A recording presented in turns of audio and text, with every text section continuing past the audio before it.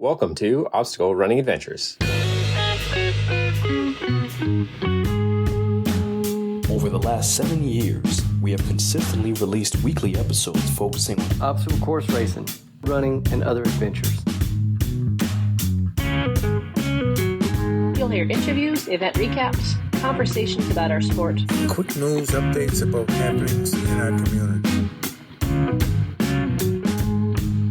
And now, here are your hosts, Standing on the corner, Michael Stefano and Caitlin Ritter. Hey guys, it's Michael Stefano. And Caitlin Ritter. And Caitlin, how was your weekend? It's been a lazy weekend. Yeah. I went out with a coworker Friday night. Yesterday, what did we do yesterday? Just a lazy day in for the most part. lazy. We went to a funeral. Oh, that's true. What was that? And then this morning we were supposed to go out to breakfast, but instead I made banana bread and then made us banana bread French toast. Yeah, so lazy, snowy day in. First snow we've had in a long time. Over a year? Probably, because we didn't really have any snow last year. No. Not much so far this year. Let's give a shout out to our sponsors. Mudgear, use code ADVENTURE for 15% off your next Mudgear purchase, and Caterpie, use code OCR Report20 for 20% off your next Caterpie purchase. And let's give a shout out to our Patreons. Patrons. Patrons. Yeah, like patron of the arts. It is the first episode of the month. So we're going to shout out the $5+ Patreon supporters. No, sorry, the $3+ Patreon supporters. Caitlin, feel free to correct me.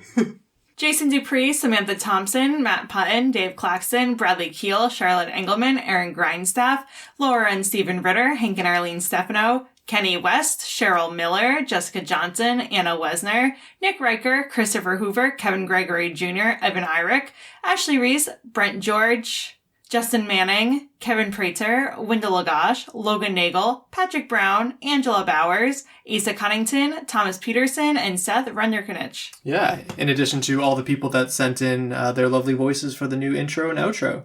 Greatly appreciate it. And to the OCR Report for being a great home for us on the internet. And to Will Hicks. The Podfather. Check it out over at theocrreport.com. 2 of the OCR Report members are in this episode, too. So enjoy that. And to our sponsored athletes. Javier Escobar, Kelly Sullivan, Ryan Brizzolara, and Joshua Reed. Perfect.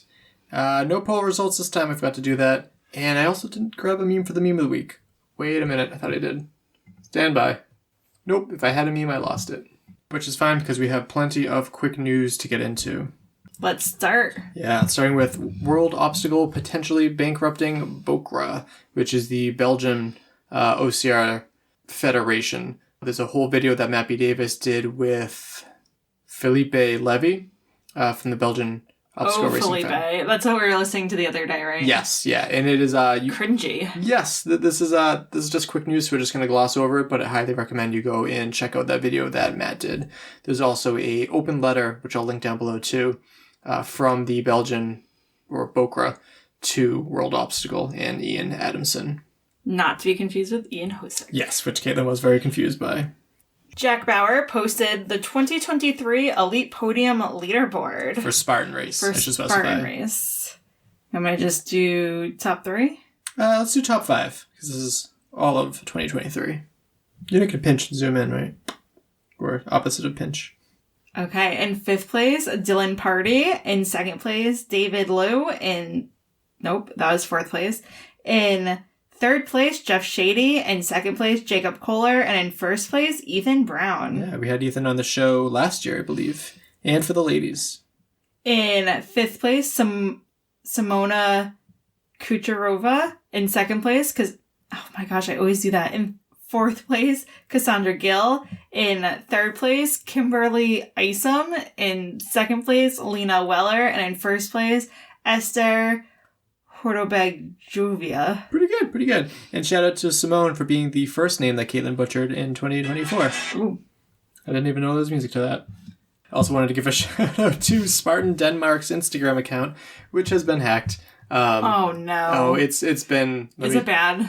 It alternates. So Inside OCR was the only reason I was able to know about this. But this was the first time. So there's that. Oh, geez. So, like, an OnlyFans account took it? And then this. Some guy. And then another model-looking person catching a fish, and then I checked again, and it's a guy again. So it's interesting. Oh, goodness. Yeah, change your passwords, guys. In more worrisome news, we have a news story from Garfield Griffiths, who is unfortunately has left his position as the race director, which is something he's been for years. I sent this to you, Yeah. so you should read it. All right, sure. He says, well, OCR fam, it's been a wild ride for 12 amazing years with OCR. But hey, the time has come for me to say goodbye. It's time to hang up the race director hat and chesty. Due to some changes at Spartan HQ, I've been moved into a new non-production department, bidding farewell to my role as a Spartan race director. Being part of the OCR scene since its early days has been a true honor, but after organizing countless races across multiple continents and working on some of the biggest and most complex events in OCR over the last 12 years from multiple companies, some good, some battle frag, it's time for me to shift gears and embrace more time with my family and my humidor. I'm just a big fan of his cigars. I've accumulated some mind-blowing memories in OCR, but most of all, I have made friendships that will long outlast our fun little hobby. But for now, it's time to pass the torch / hard hat. Sure, I'll probably feel a little FOMO moving forward, but it's time to hand off to the young guns. Except for Jay Barnesy and, Steve Hammond. They're old as fuck. He said he'll still be sticking around with Spartan, just in a different role, but he'll be helping find new sick venues, few savages, Spartans, or mutters. You get the drift. So, it's a bummer to hear, but yeah, good for him. More time with his family, I guess. There is that upside of it, definitely. Switching over to Savage, they announced their 2024 Savage Pro Point Series. Florida Floor. What the hell was that? Florida Fall. Well, this part's going to be important too. There will be a 3-race series, and the total combined points will determine the overall rankings. Completing all 3 race series events is not mandatory to qualify for the overall series payouts. So the location is in the fall. They're all Florida. in the fall. Yeah. November 2nd. We won't be there. We'll be at a wedding. Why are you going in that order? Why don't you go in, chronological order? Oh, I don't know. Yeah. So it starts off in Maryland on September 7th. Then it goes to Georgia on September 21st. And then it goes to Florida in November 2nd. Yeah.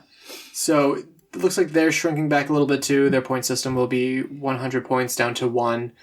Only 3 events, which is kind of a bummer. First place will be getting 100 points, then it goes down a point after that. For the tiebreaker, which it's good that without a head, the highest finish at the final Florida fall race. That will be the tiebreaker there.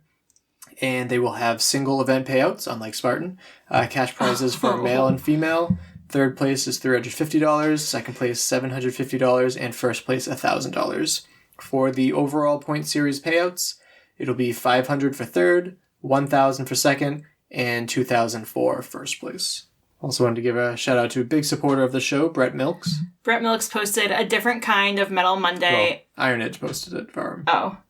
Well, a different kind of Metal Monday, and it says, congratulations to the happy couple, Mr. and Mrs. T-Rex Brett and Amy Milks. We're so happy for you two. We wish you a lifetime of happiness, health, and love, and racing too. Yeah, congratulations to them. Going back to some more unfortunate news, but expected. Paul Jones posted in the New England Spartans group. Oh, wow. Yeah, I know. Hi, me here. It's been a hot minute. 4,092 days after launch, this morning I killed the website. With Jessica's involvement, I didn't just kill it. It hadn't had an update since 2019. It was costing money every month. It was time. Over the years, dozens and dozens of people created content for it. Race and product reviews, training programs, photo submissions, event calendars, and so much more. It was, for a long, long time, a force in the OCR world. Rest in peace, NewEnglandSpartans.com. And we said, how do you know? It's been 4,092 days. I found the original announcement post, and it's just such a bummer. That was back in 2012, back when OCR was very big in the Northeast. That's sad. So Underdog Fitness has their new Podium Chasers team, and they've designated them into dogs and elites. So there's 3 pages of dogs. Heather DeVal, Matt DeVal, Mike Racine, Richard Connor, Tyson Wajara, Mike Ellie, Marissa Binda Tartiglia, and Sammy Bloker. And then there's Ed Miller, Christine Pavlichuk, Kevin Sawyer, Caitlin Troy, Kayla Citadino, Citadino. John Dizgowski, Jamie Sheely, and Joshua Gonzalez. Ernie Chapman, Cheatham, Molly Crowley, Courtney Johnson, Houston Marsh, David Moore, and Stephen Gamma. Oh, I think I know. Why are you laughing? Molly Crowley. Oh, just because you're having a rough time. I'll do the elites. So we have Katie Brown, Lisa Warzanowski, and Kelly Sullivan. Represent Kelly. And for the men, we have Joe Rucco and Alexander Golik. So congratulations to all of them. Lots of news this weekend. And for our final news story, Team Hoyt official posted Happy 2024. We are starting the new year with a freshly cleaned and restored statue in Hopkinton, Massachusetts. Back in November, restoration expert Jeff Boccaccio began the work on the statue and removing the existing coatings and contaminants and reducing it to bare metal. He and his team applied a sealant and is expected to be up for 15 years. Oh, wow. Yeah, the work is generously underwritten by John Hancock, who commissioned the Team Hoyt statue by artist Mike Tabor. So that's pretty exciting, too. Secret links, we have 5 of those down below, so go and check those out. And let's finally get to what this episode is all about. So this is our annual Podcaster Roundtable discussion. If you're new to this, we do this every year. It's a little exciting thing. I get to talk to all these podcasters throughout the year, but it's a good time to have everyone on the mic. And who we had this year, we had Dave Claxton back from the OFX podcast. Jason Dupree is back now that he brought back OCR Talk. And newcomer Fran Chiorando from the OCRWC podcast.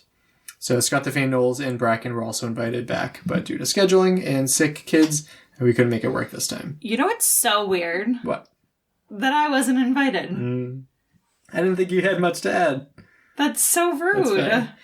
We discussed the 3K format, Spartan competitive wave changes, no more free pictures, Tough Mudder Infinity in Saudi Arabia, FISO's World Championships, judging and hybrid racing, our highlights of the year, and goals. So let's get to that group talk.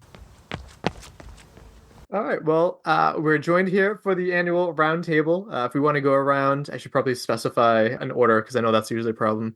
Fran, do you want to introduce yourself and your podcast? Hi, yes, my name is Francesca Chiorando, and I'm from the OCRWC podcast. Perfect. And Dave's back. Dave?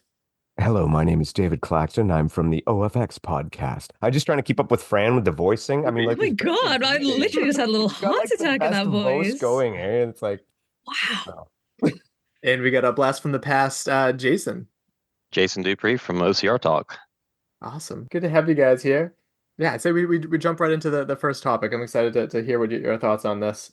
I think 2023 will always be known for the year of the Spartan 3K. For better or for worse. What's everyone's take on how it went? We know a little bit more about the not so much future of it, but what were your thoughts on the 3K for this year? Before you guys kick it off, I'm going to talk about it from a European perspective. So you guys go with the American, and then I'll talk about how it happened over here. I've not got much to say about how it happened in the US because I wasn't there. Yeah. All right. I thought it was a good idea, really poorly executed. I mean, seriously, it was like short course OCR. OCRWC has proved it time and time again. 3K has its place. People like it. It's exciting. It's fun to watch.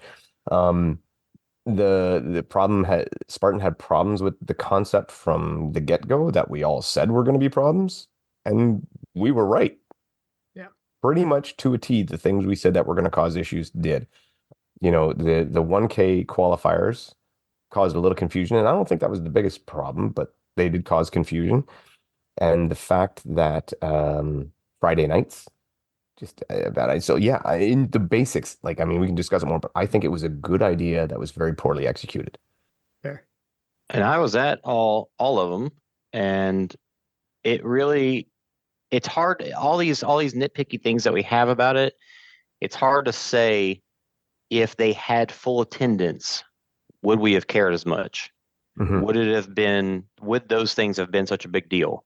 But the fact that only some of the men's races even had half the amount of people that they were hoping for. You know, they were hoping for 45 people for men and women. Women, a lot of the races didn't even have 3 rounds. They only had 2, like 1 qualifier. Including the finals. Yeah. It goes back to why, though. And I think it's because it is such a abrupt change of the format in terms of them. I said it last year, throwing the baby out with the bathwater. No more sprint, super beast, just focusing on the 3K, not even slowly rolling it out, but like this is the new thing. And so I think that hurt things. Friday, as Dave said, really hurt things.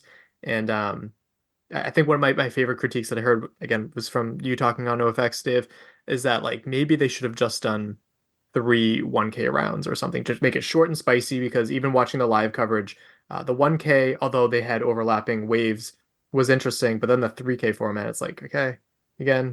The other thing, if they had set up the 1K from a financial perspective, you could have funneled open waivers through it too. So you could have put your elites through, had them do their qualifying, and then let them rest up, funneled age groupers and open waivers through 1K course, because it's not multi-loop then. Right. And then boom, you're through. Who cares? Charge $30, whatever the case may be, 30, $40. I'd have paid 30, $40 to give it a 1K loop and go slam through there as fast as I could and see where I end up. And if you had done that, say, on a Saturday night after the regular race or something along that lines, you would have been able to pay for it and to justify it. And again, probably, here's the thing, and I'll throw to Jason about this. If they had given some more support to someone like Jason to be able to do a good broadcast of it, that would have got it out more. Yeah, and that's a big piece. Obviously, I could go on for a long time about, but I won't just yet. I think it is very similar. Like this whole, was it a 1K or a 3K or whatever it is, the course. You're saying it could have been fun. They did try a time trial type thing in the past, and they were a blast.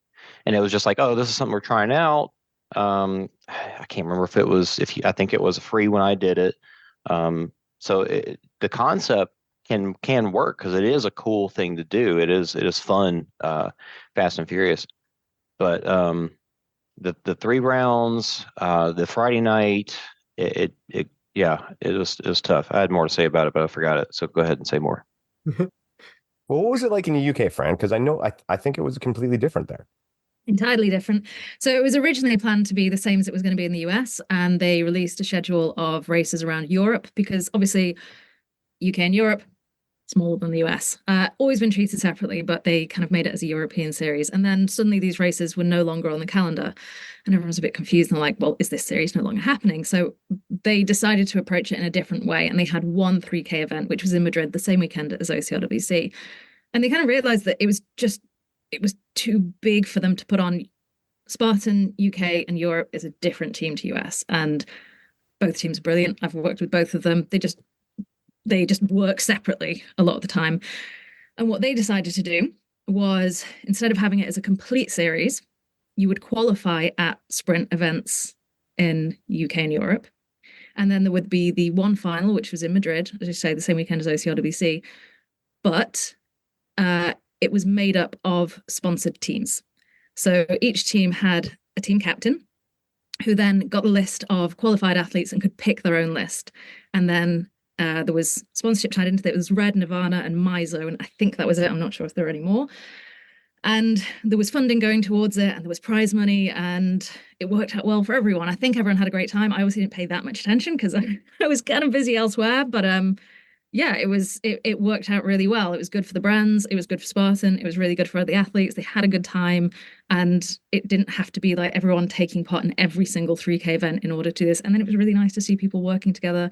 It was great for kind of slightly lower tier athletes getting to be picked by people they really admire. It seemed, to be honest here, to work pretty well. It was a different concept, but it was pretty good. That team aspect is really interesting. Yeah, that sounds really cool, and that's a conversation that's been going around a lot about having sponsored teams and such. So does that mean that there was no series at all? There was just a singular race? Like, yeah, there was no series. There was one 3K race in Madrid with qualification happening at sprint races. So certain sprint events were counted as qualifiers. And to be honest, the names that you saw on the list were the names you would expect to see on the list anyway. But it was, it's always fun for people to qualify. But no, it wasn't a series. It was a final set as almost like a team event, in the sense that every team member earned points for their team. So you were racing with a team, but you were still racing individually. It was a really position interesting counts. setup, different from what we've seen in other places. Yeah, like then we like cross country. Every position counts, even if you're racing for last and second last. It still counts because those Yeah. points help your team. And I mean, like if you just think over here too, like if you picked three captains, let's just quickly say three Ryans, Kent, Atkins, and Kempson, and then you had a pool of 15 guys, or I guess it would be 12 other guys, and said pick, and go through it. And then all of those 15 hit the line and quite frankly, I would still do a 1K. I think the 1K is way more exciting. And just throw them out there. That would be so watchable. Mm. And from interviews that all the athletes and stuff that I've talked to, they always say that how much they love team events. And while this isn't like a relay or anything, that team aspect of working together. Yeah, I mean, I think the sport needs so much more of that. It's what makes the open wave so interesting. Helping each other, Tough Mudder, why the camaraderie is loved there. But yeah, team events, I'd love to see more of those. So I didn't know that. It's a good perspective there. Everybody's favorite part of OCRWC is the relay. Yeah, absolutely. Always. Yeah, definitely. And you just say it and everybody smiles. It's just team events are the best. Yeah. And then going to the future of the 3K, they announced that there won't be a 3K series. They're only going to be, to my knowledge, at the championship events. So like North American championships, like what, 2 events? Like that, there's not many that they've abandoned it already. What are our thoughts on that? Which they haven't even announced any of them yet, right? I haven't exact dates. No dates or anything that I know of. No. I find the idea of kind of hyping something up massively and putting everything towards it and then just going, no, we're going to drop it. I'm not sure That's classic. Particularly Spartan love that all the idea. way. So yeah, but I don't get it. Like something's not going to be brilliant immediately. You work and work and work at it. Surely that's the Spartan ethos, is you've got to keep working at something to make it good. But I don't know what the inside decisions are on that, but if you try to take a positive spin on it, maybe they are learning from the European side, and they are going to set it up the same way, as in one that'd be race. really cool. And, maybe they actually will take from that. So it could possibly be that sense. That'd I mean, it makes sense if they haven't announced places or whatever. I thought it was going to be Seattle though. I thought Seattle was going to be the NORAM. Yes. Do they have a date for that one? I know. Yeah. And then I just got the spot. I got no date. Okay. But I don't know if there's going to be a 3K there. Is that official? That I don't know. I thought they said for like championship events. So I thought like, Abu Dhabi. Right, but they didn't say specifically which ones. No. Yes, I don't think so. So like there may be one at Abu Dhabi, but it might be somewhere else as a championship 3K. Mm. And that's kind of what crushes me most about this is like their sporadic thinking and their lack of communication. When I talked to Emmanuel Defoe, who won the 3K North American Series, he's like, no one cared. I didn't get a trophy. I didn't get any recognition. And he's like, I don't know if this is back next year. Like, he worked really hard for that, and he did a lot of traveling for it. A lot. Oh yeah. A lot. There's no way he made enough money to pay for what he put in. Not a chance. And he wasn't probably wasn't doing it for the money, but like the recognition. Oh, yeah. He deserved It's done a lot for him as an athlete, to be fair. Not for nothing, an older athlete too, which I found it even more astonishing that he was able to persevere. Exactly, right? Absolutely. Well, if Bracken was here, he would, I'm sure, bring up the fact that because he says this a lot, how they introduced this, but then they took something else away. If they hadn't taken away the regular series, and now they're just doing the same thing. They're taking the 3K away, but then going back to the regular series. So that it's just, if they would have just try doing both. If you wanted to do both, if you wanted to try this out, try both and keep the thing that people love, and it would have just had a better taste in everybody's mouth. Yeah. It's one of those things like, why not both? Why not have like a small series and a 3K series? Just like have something for everybody. But they are kind of going to that because now they're talking about having championships for all these different specific distances. So it's cool. Yeah. Actually, I think that's cool. I like that. Like, I like that there's going to be a sprint championship because it always gets treated as this, I don't know whatever you say this. What's that? Inner race and all that stuff. And it's just faster. That's not, so I mean, I'm like that there's going to be a championship at it. Definitely. Any more final thoughts on the 3K before we move into something that I'm personally more optimistic about? Make it a 1K and don't let it die. That's it. That's all I got. So another Spartan change for this upcoming year is the competitive wave changes, where it's going to be age group and all that. There's no choosing elite age group. You race. The best people will be in the first wave. I'm so excited about this. What's everyone's thoughts? Love it. Same. See you later, sandbaggers. Absolutely. I think it's fantastic. I think I've said this before and I'll say it again, from a female perspective, I think it will hopefully encourage more women. I can certainly speak for the UK. When I first started racing and it was just one big elite wave and everyone was together. Okay, we didn't have age group podiums, but there were a heck of a lot more women than there were then when it split down to age group. And I think it's something just in the female psychology of it being so scary. And I think hopefully it will encourage more women to just go into that category, because you're racing together. You're not standing there with like 4 other women and going, oh my God, I could just be the only one who doesn't podium here. This could be really embarrassing. So from my point of view, hopefully it'll work in that way. And then in terms of the competition, I do think it's a really good idea. I think it's really fun. And like you say, we'll stop sandbaggers. I don't know how much of a problem that is in racing, but it'll help some people come to the fore and create more competition. I would talk to Ariel Fitzgerald once, and she said along the lines, excuse me, of what you said there. For the women, some women that she knew were too intimidated to go in the elite field because they didn't want to wear a crop top. Yep. And you know, the kind of thing, because there were so few and everybody was so exposed and all that, so they felt intimidated. And I think like you hit on a good point that not a lot of people think about that, where it is the intimidation factor. And now it's just the racing wave, essentially. It's just the competitive wave. You don't have to, you can blend in a little more if you're nervous about it, and you can go. I think that's great. I think it's a solid point that not too many people think about. Yeah, and they originally went to having the competitive wave and then the age group waves because they had this big elite wave, but that's all you had was the podium for that. And so there was all these people that were like, we need somewhere to compete. And it did have a place, but now it's gotten to the point to where it's cannibalized the elite wave. So we're going back to having everybody in one. I think it's taking care of both now, because you don't have those big elite waves. So now it's helping that feed that.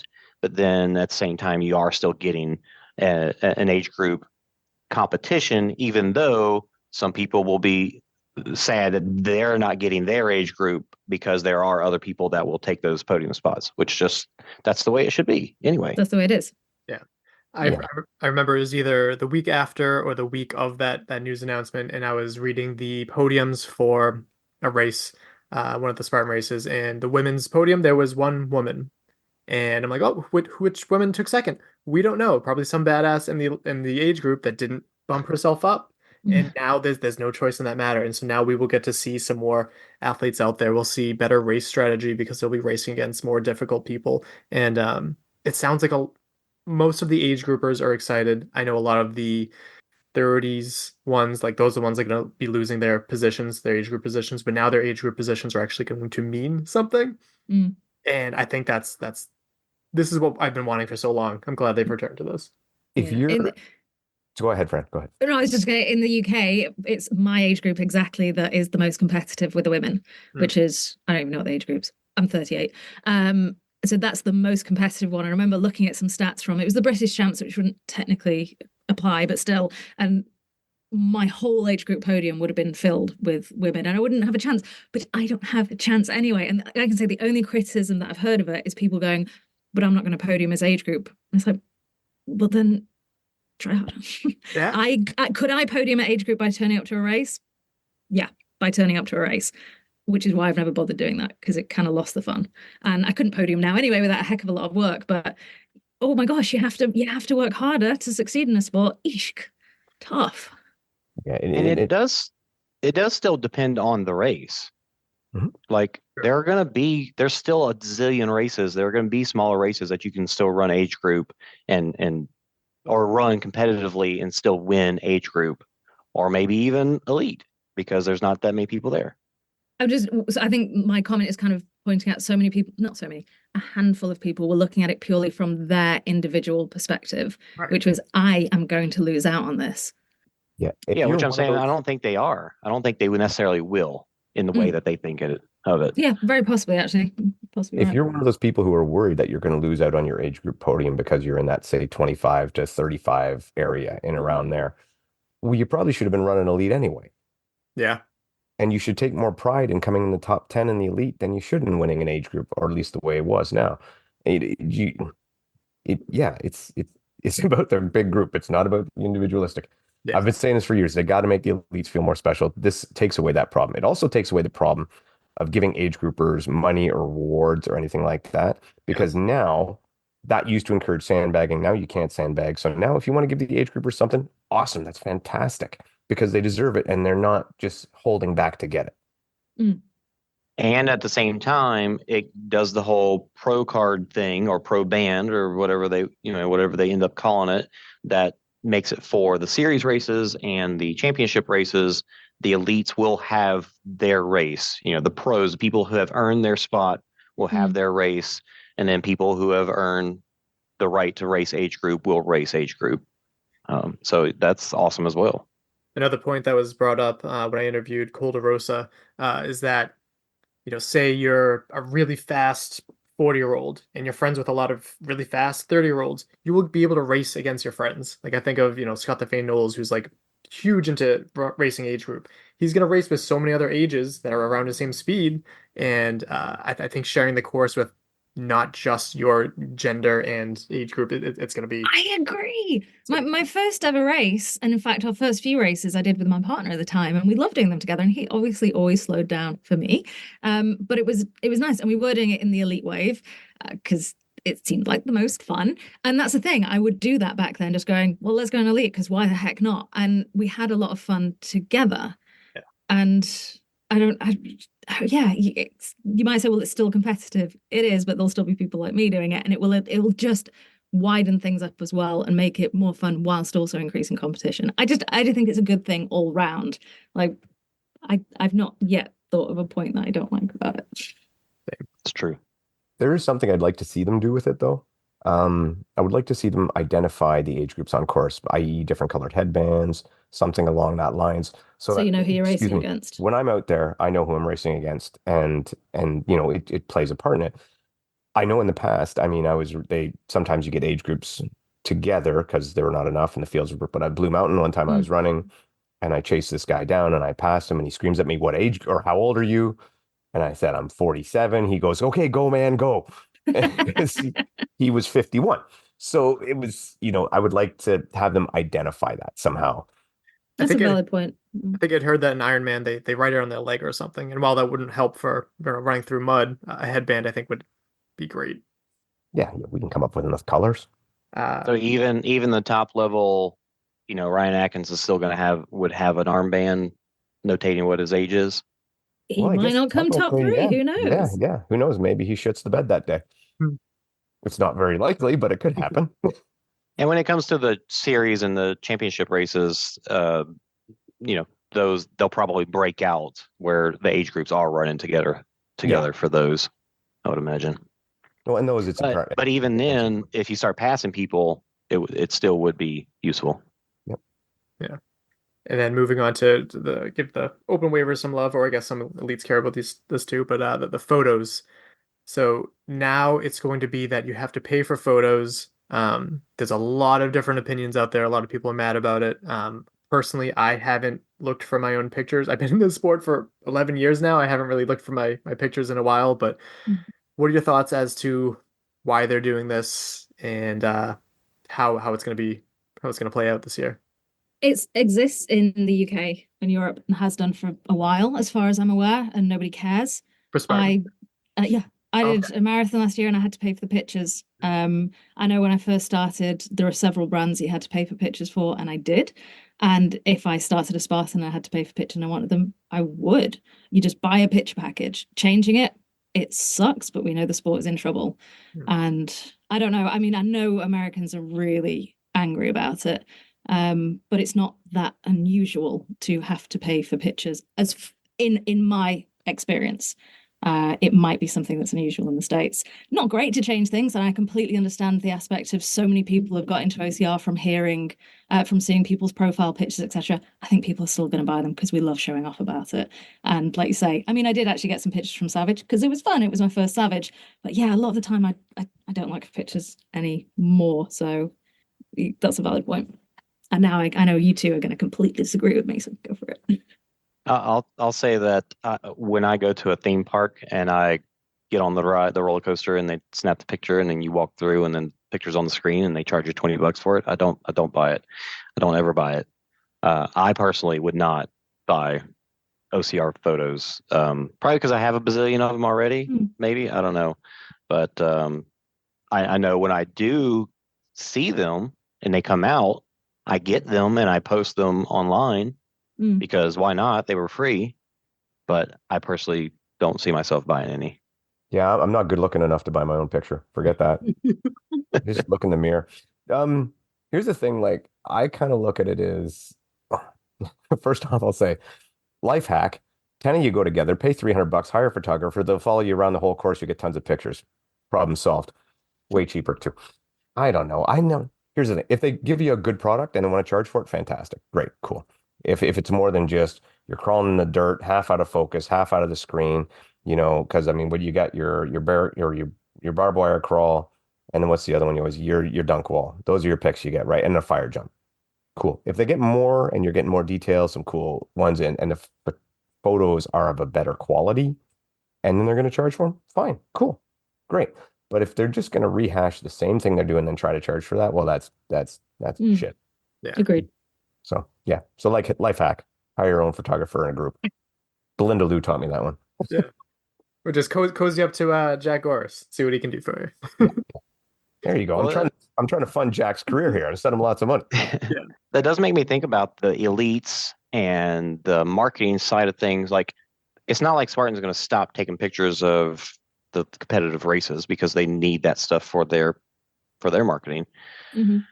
So is that going to be, that might just still be their own people as opposed to the people that we're talking about that the everyday racer is going to buy pictures from. Yeah, for example, at OCRWC, we have photographers out on the course who are taking pictures of everyone, and you find those pictures on the website and you go through, and then we have Mark and we have Jack, and then anybody else who comes as well, but those people are taking pictures that we use for marketing. And that's specifically, they're very different shots. They're not getting them necessarily for the athletes, they're getting them to do something else. It's a weird position we found ourselves in because this wouldn't have been a problem. It's a problem because this is a new change. If things started off this way, it wouldn't be so unexpected. But also, if things had started off this way, I don't think OCR would have blown up the way that it had because it did get its growth through social media. Are we still getting that growth from social media? The numbers don't seem to indicate that. So maybe they're like, okay, this social media stuff isn't really helping as much. Let's charge and make some money there. That's the only thing I can kind of think of with this. Were they free at first, or did they not? Did they not stop charging for them? I feel like they were free. Well, they weren't free at first, but then maybe like 2013 or something, they started. They were free in for free. I don't know. I know they were that my first race. Those pictures. So maybe just the first year or two. Yeah, I don't know. I don't remember. I don't think it's going to end up being that big of a deal, but I get why people are annoyed by it. It is an annoying thing. To me, the most annoying thing, and this is kind of my fault, but the fact that if you wanted your pictures, you had until the end of 2023 to get your pictures. Now they're gone. And if I really wanted them, I should have looked and got them at the time.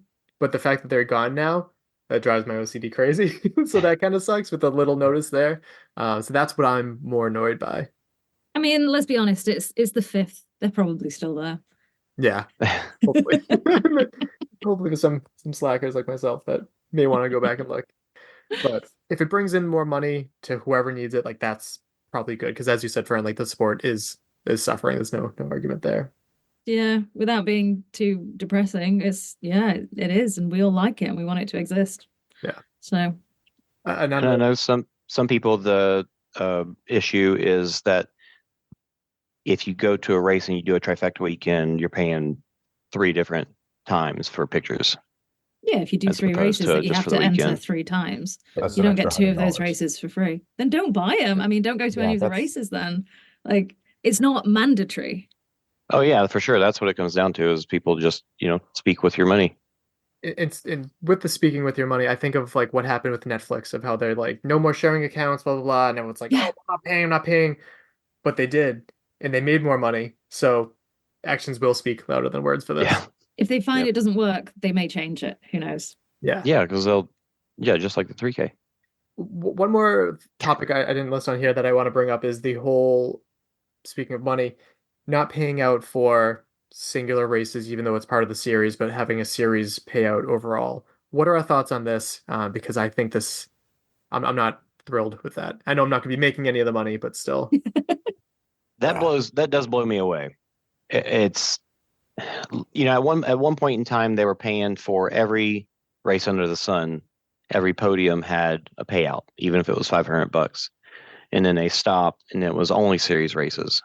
And then it was only, now they're saying it's only for this series overall. And it's like the series is there to draw in the big competition. And so if you're paying for just the overall, and it's not that much, that by itself is not going to do anything to get a lot of people to the series races themselves. So not paying out at the series races individually does kind of blow me away, because what does it take to get the elites there? There's a whole reason why they come. They come to get paid. Fran, you want to go on this? I actually have a bit of a different take. So I don't really have much of a take, and it's difficult. There are some things that's slightly difficult for me to talk about. And some things I can make snarky comments, which I'm not going to, because that would be rude. All right. So here's the thing. To me, Spartan especially, and we just said apparently OCR is in trouble, where it's having issues and la da da da. But why is it having issues and stuff like that? That becomes a real question. But when it comes to not paying for these series races, I'm going to give them the year, because in my mind, we say we want them to catch up on paying athletes they owe. We want them to catch up on paying contractors they owe, on other people that they owe, right? We all know that Spartan is behind on this stuff and needs to catch up. So to me, if they were in that position and kept offering more and more money for races, that, to me, if I was one of those people owed $10,000 or whatever, I'd be pissed. I'd be like, you're going to keep promising other people money you haven't paid me from 2 years ago. So this could be, and along with charging for photographies, a change in mindset and a chance to catch up. Because we say it's in trouble, the sport, but in reality, the open waves, especially in here in Canada, they're going great. They're doing good. They're getting great attendance. No problem. So if they're going to take the money that they're not giving up for prizes and catch up and get to it, and I said this before, and not overextend, then I'm okay with it. Because that means they can go back once they're caught up and say, okay, now we can reintroduce it and we can build again. Because they went through everything went down. So break it down, start over again, and we'll move on. The races will still be exciting. Will you see a lot of the same names that you see? Maybe you will, maybe you won't. Maybe it's probably going to depend very much geographically where they are. But you can still see good races. And there'll be other names, and we'll talk about them. And then when the money comes back, maybe the other ones come back, maybe they don't. But if you're drowning, you got to do something. Yeah, that's a valid point. And if people, it's a completely valid point, and I agree with you. Another thing, coming from the European standpoint, it does kind of astound me sometimes, the attitude of American athletes. Like, they are only focused on what the prize money is. This race isn't worth it for me because the prize money isn't big enough. Whereas a lot of European athletes, there's such better sponsorship opportunities because they come from individual countries rather than having to compete across a whole brand in the US. So there are more sponsorship opportunities. So going to a race and winning a race is worth it for them because it raises the profile, because it helps and gets more sponsorship. So it's not just how much money is on the check that is important. So it's sometimes, again, it's another thing. I think it's a kind of a cultural thing that, of course, we want to win money at races, of course. And of course, if you win it, you should absolutely be paid it. And it's not okay that people are not being paid their money. But there is more to it than just this piece of paper here for the athletes.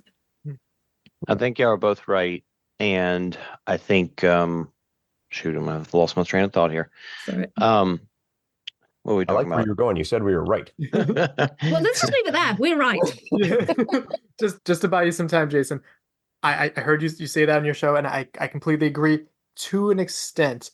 If Spartan, and they're not known for this, and I don't think they'll ever be known for this, if they were vocal about saying, hey, we're struggling, we know we're struggling, everyone knows we're struggling, this is going to be a down year for us in hopes for a better 2025. That would be great. If they could voice their intention. What I worry about is that they're going to take money from here, take money from there, take money from there, realize, oh, this is nice, and we don't have to do that. It's like, I don't ever see them making more money and then putting it back into something. I feel like this is definitely a big hit to the sport of obstacle course racing. While like the everyday like open waivers, it's that's still going well, but like the competitive side of it, I think it's going to take a hit this year. Like I don't know who I'm going to talk to, who's going to show up for these races. What am I going to have a show about? But Well, two things to respond to that. I think you might not quite, if they take the money out and they're looking to see, okay, where can we save money? At some point, they, if it does work and they are able to catch up, then they can start saying, okay, where can we start investing again? And they may find some other route that makes, better sponsors or just different things that helps. Okay, now we have the money, we can start investing back in the sport. So it's possible that they're just trying to like we've got to swing back before we can swing up again. But it's possible that Tough Mudder itself will be kind of telling for who will be there, who will show up. So we saw World's Toughest where they took away prize money for a few years, and yes, we still had fantastic events and competitions. So maybe that'll still be the case. But who didn't show up? People like John Alwyn and Ryan Atkins. So you definitely saw a hit to the names that would show up, but we still had great competitions. So that we'll probably see between the people who are there, isn't it? Sure.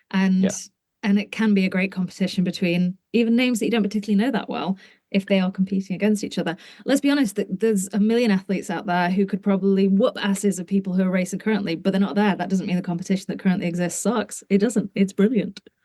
Yeah, so time will tell. I think my biggest fear is that they're gonna save all this money and then invest in extreme yo-yoing, like some other branch that they continue to do with Laruta and this and that and paddleboarding and Spartan combat. So if they invest it back into the company, I'll be happy. You are right. If they don't take the savings and take whatever money they make and reinvest it, then it is like the death blow to the competitive side.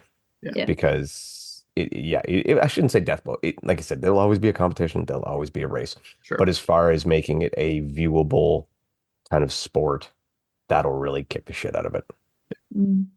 But if they do invest into slap fighting or tag, those are on TV. Like those are big. Somehow. As is the Hobby Horse World Championships. Oh my God. Exactly. Televised, so if they buy, if Spartan just buys a Hobby Horse thing, tag thing, and a what was the other thing I just said? Then they'll be good, and because they'll have all the money from that, and they can start pouring it into OCR. Well, Hobby Horse has got to be pretty cheap to set up, right? You need a little stick. It's just a hall. Well, surely competitors bring their own horses. You can't be expected to ride an unknown horse. I would not use a supplied Hobby Horse. I would not. I would use my own horse. So. Is there like a competitive Quidditch? It's got to be the same thing, isn't it? There is. There you go. There actually is. Oh my God.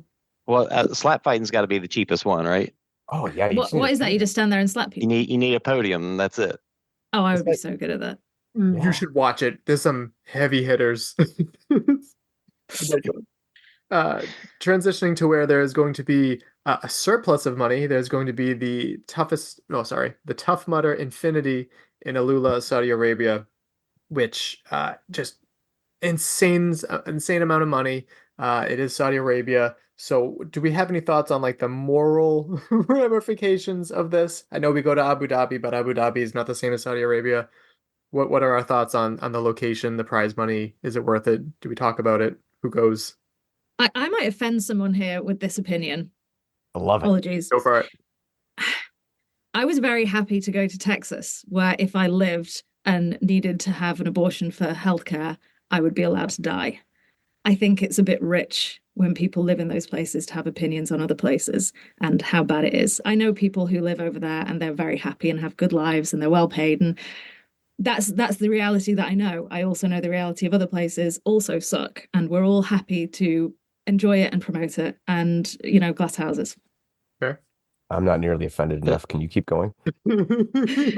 Yeah, that doesn't offend me. I'm not even. Well, I mean, I'm mildly triggered. Listen, everyone's always offended every single time I open my mouth. So everything I say, I'm like, listen, I'm not trying to piss you off, but yeah.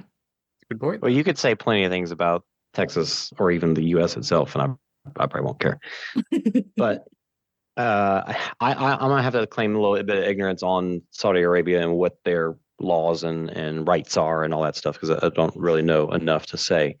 But I will say that the sheer amount of money that they're putting out there is kind of tied into what we were just talking about with the, taking money away from the series and stuff. You put that much money in there, you're gonna get some big names, and it's gonna be exciting. So that's cool. Yeah. Mm-hmm. And those people that race will actually win that money and hopefully actually get paid, and that'll be awesome for them too. I really wish Bethany was here for this one, because she's got the big take on this. What's that? She's lived in that area, right? Yeah, she lived in that area for a while. She taught English over there for a while. Can you paraphrase her big take? So for number one, and I do agree with her on this, I blame the athletes not in the least. They're out there to make money. They want to do their part, and that's where the money's, and that's where you got to go. You got to do it. You got to pay your bills. You got to support your family. You got to get by in life. So I hold nothing against them. I cannot remember the term she used for this though, but it's in the Middle East, they are just throwing a lot of money at a bunch of different events to kind of brush over some of the things that they do.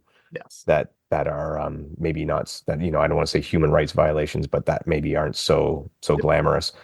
I myself, I don't have the information. I see stuff on TV. I see stuff on the internet. I don't know what's real. I don't know what's bullshit.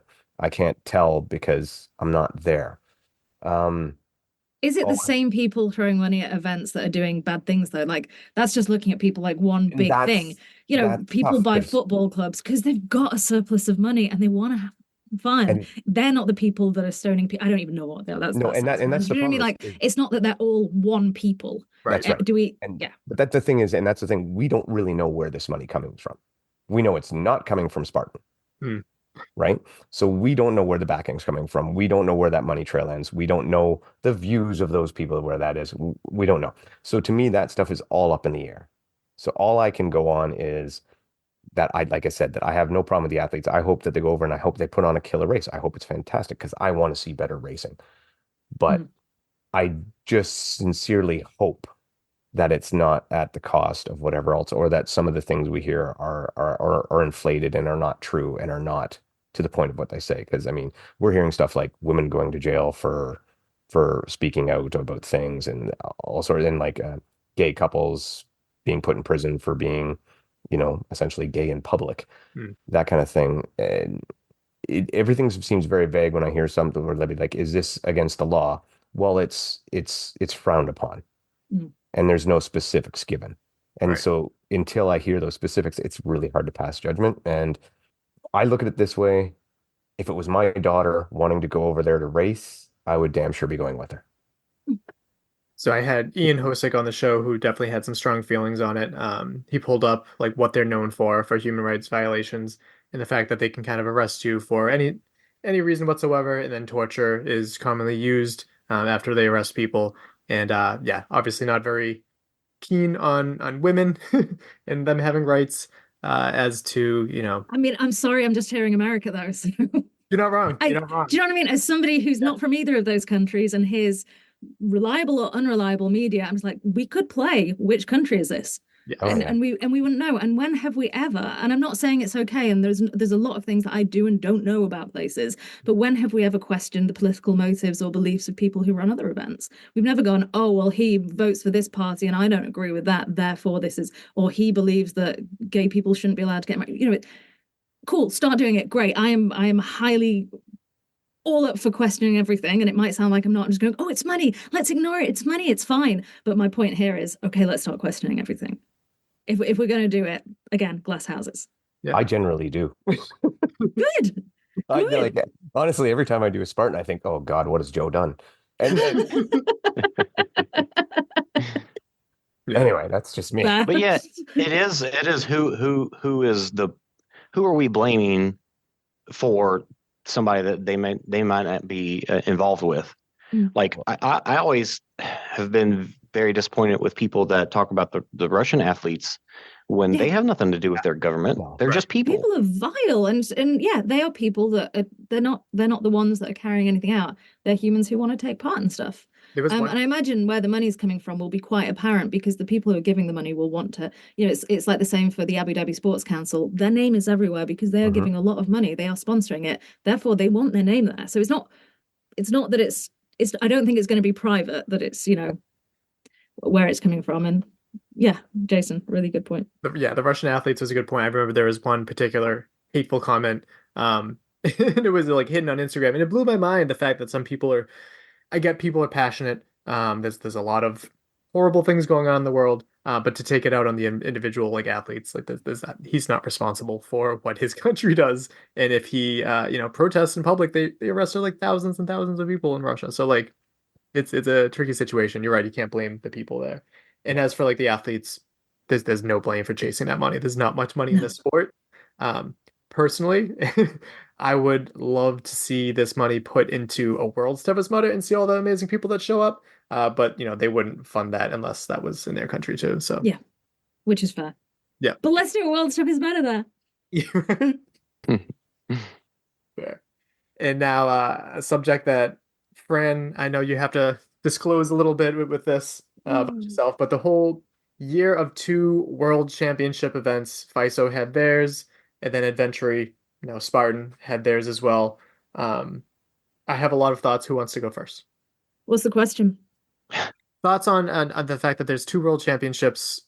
How did it shake out this year? Like, where did the athletes decide to go? What is it going to look like moving forward? What do we think? A lot of European athletes decided to go to Belgium because it's closer and it was cheaper. I think, unfortunately, for athletes, they have got used to a certain standard of racing, and they assume that somebody who assumes the title of World Championships, despite never having actually put on an event, and doing things like trying to place it in Russia, etc., great idea, would be able to put on a good event. And from what I understand, it was not only disappointing and dishonest, we had to contact them several times to ask them to stop using our pictures that Jack had taken and were owned by the OCR report of our event to advertise their own event. There are also issues like unsanitary conditions, not enough toilets, not enough parking, almost getting shut down by the city, no information on prize money until after the event when they decided there would be no prize money, nobody being paid that was promised to be paid who worked at the event, the Belgian OCR being pretty much bankrupted by them. And I think people were left really, really disappointed. Yeah, I think it's been said plenty of times that, you can make federations and you can do all this stuff, but where the athletes go is what everybody's going to consider the actual world championships. And I think it's been seen in trail racing as well, where they get these, a big company like, I don't know if it's UTMB maybe, but whoever it is that they claim that they're the world championships, but then the athletes still are like, no, this is where everybody goes to be considered the world champion.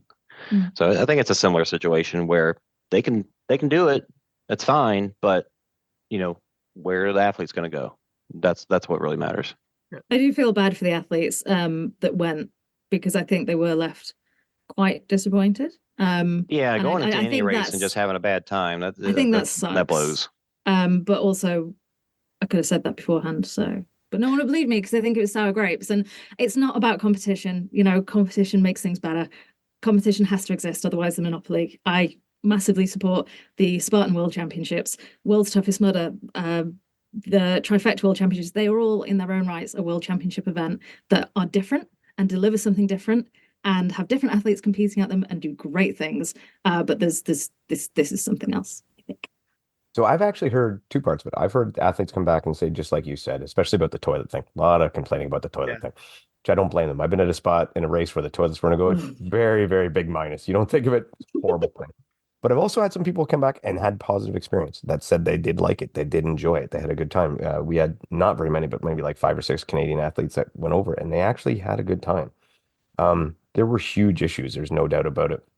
But honestly, a lot of the races I see have huge issues. The problem I have, and this is the problem, and I'm actually part of Obstacle Sports Canada, but the problem I have with all the federations, or I shouldn't say all, most of them, especially when they get powerful, is very rarely do you have the people with the power that have the right intentions. And the problem is the people, and I'm going to throw myself in here, that have the right intentions don't get the power. don't have the power or don't have the means and don't have the backing. And that's where we as a community need to back the right people. What I would love to see happen, and quite honestly, and I mean, I could throw this out there, I've said it publicly before, but now with Spartan being a controller, owning OCR, I don't know exactly how you would terminology or what the way that works. And also being linked in with FISO and the international things is to bloody well stop, get your heads out of your asses, bring it all together and work together on it and come up. But there's too many fucking egos and it'll never happen. It won't happen. I think one of the few people that's had power and hasn't had an ego and has done it for the good of the sport is Adrian, which is one of the reasons why I wanted to work with him. And the reason why he's no longer at the helm with OCRWC is he couldn't handle it anymore. He couldn't do it anymore. He has a family, he has a full-time, very big job, and he just said, I can't give this event what it needs, and found what he felt were the best custodians for it. I mean, maybe I shouldn't have such an opinion because I am technically with Spartan now, even though I'm OCRWC as far as I'm concerned. And yes, that's technically not a good opinion to have, as you know, everyone is in cahoots, but that bringing the two together, just it wouldn't happen. What it would be giving the title of OCRWC to FISO.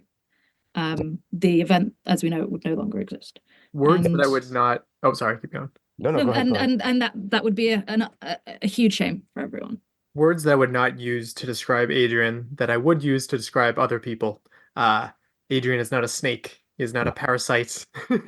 Those are two qualities that I like about him, and that it would be good to see like someone just an Adrian-esque person rise to power in FISO or something. But like, if you just make yourself president and then you're suddenly the president of World Obstacle, like it would. I don't know. Is there voting? I don't really know. Actually, I actually don't know. It's been a long journey in the UK, as I'm sure it has in the US and other countries, to get there. Like, it's been a real mess for years with, exactly like you say, the people who want the power probably shouldn't have had it. James, from what I can tell, seems pretty great and seems to be on the right track. But yeah, and Ian also seems very good.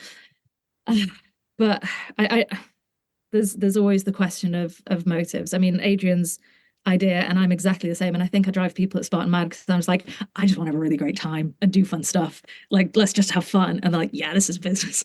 And Adrian, just all he wanted to do was create great moments for people. Mm-hmm. And he did that. And he made a great brand out of it. But it was also not going to make $1 million.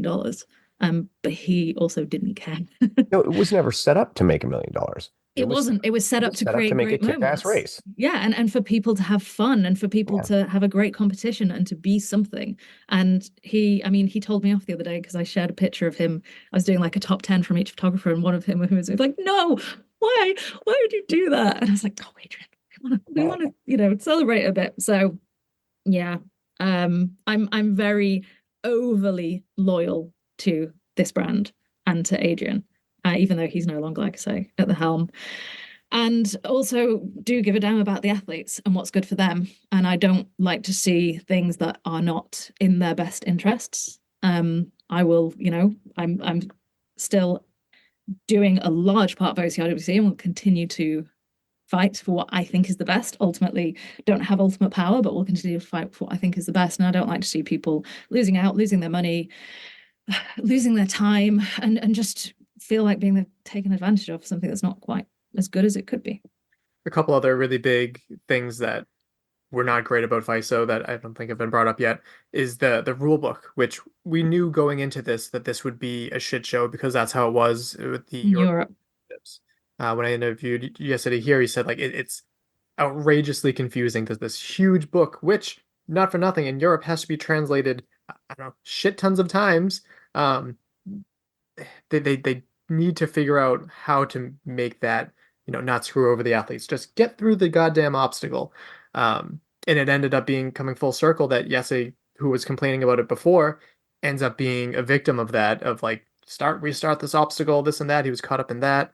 And then Gian Maria Savani, who won the 3K, I said like, oh, so like, do you know how much money you won? Had no idea. It wasn't until I talked to Ian Hosick that he told me, oh yeah, no money. You get money from the federation of your country, and then you get backed by sponsors. Well, in the case of Nicole Miracle, we don't have any money. So she didn't get any money, which is a bummer as well. So if the money's not there, the recognition's not there, the organization isn't there, the rule book's out to get you. Like that sucks. Just to be honest, all of it seems a little bit. This is a really weird analogy, but my sister used to come up with these really weird games, and it reminds me of these games she used to come up in the car that'd be like, if I say this and then you say this, and it just seems so convoluted. And it's like, this is a really, really simple thing. Keep it simple. The more simple you can keep it, the better it is. But then it comes, there's so many things I've heard from athletes, which, technically off the record, but I won't remember, people are being told which events they have to sign up for, but they're not being paid to do it.